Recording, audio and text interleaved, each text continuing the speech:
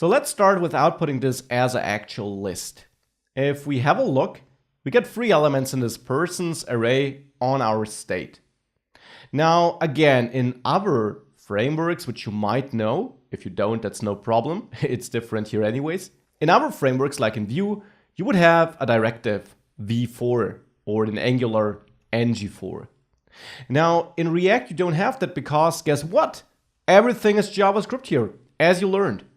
Just as with conditional content, which we handle here with normal JavaScript, we also handle lists with the default tools JavaScript gives us for working with lists.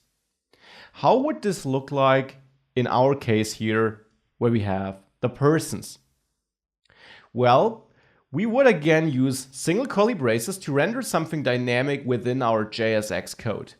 And then we want to render our persons array in the state. So this state persons, simply referring to this array. Now this alone won't do the trick. That's an array of JavaScript object, not something we can convert to HTML, not something React would understand here. So we need to convert this array of JavaScript, which is not valid JSX, to valid JSX. And JavaScript, vanilla JavaScript, offers us a function to convert arrays. It's the map function. Map simply maps every element in a given array, such as our persons array here, into something else. It does this by executing a method on every element in a given array, so on this array in this case. This method or this function is passed to the map method here. It takes the element of the array as input, so a single person. The name of this argument is totally up to you. I'm just writing an anonymous function here, and I'm actually writing an arrow function here. So this is a ES6 arrow function, which I pass to the map method. Might look strange, but is actually vanilla JavaScript. ES6, but JavaScript. Not JSX, nothing like that. That's why it's inside of single curly braces. So this function here, which I pass as an anonymous function to the map method, is executed on every element in the persons array. And JavaScript automatically gives us each element as an input to that function, which we execute on every element. So in this case, it's our person. Again, you can name this whatever you want, but since it is an array of persons, person probably makes sense.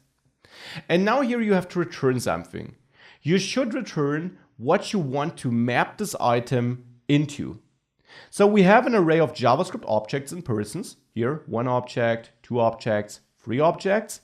And we want to convert this into something else. The map method, which we're using here, conveniently simply returns a new array. And since I just print this new array like this inside JSX, React will basically just try to take the individual elements of this new array and render them to the DOM if they are valid JSX.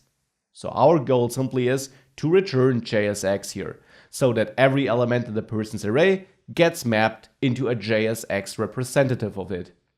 So here I want to map it into a person component in the end, because each person JavaScript object can be represented as a person component in my project here.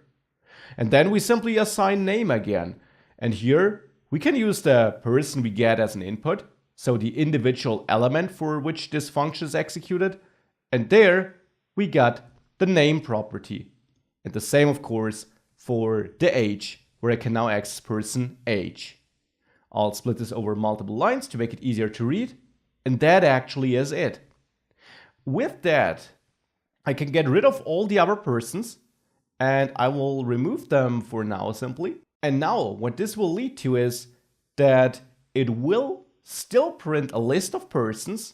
Clicking on them and changing the name won't work for now because I removed the handlers. We'll add them soon. And it simply does this by mapping this JavaScript array into still a JavaScript array, but an array with JSX objects inside of it, which React will automatically pull out and render to the screen. Let's save the file and see the result. If I toggle my persons, here we see all the persons. we also get a new warning, besides the one we already know, that we should assign a key property. Now, I will definitely come back to that. That's super important. We can already see, though, that basically it is working. It is rendering this list of elements by mapping our array into something else. Now, let's dive deeper into this list thing and learn what's up with that key and how we may react to changes to our array and how we may change it by using our event listeners.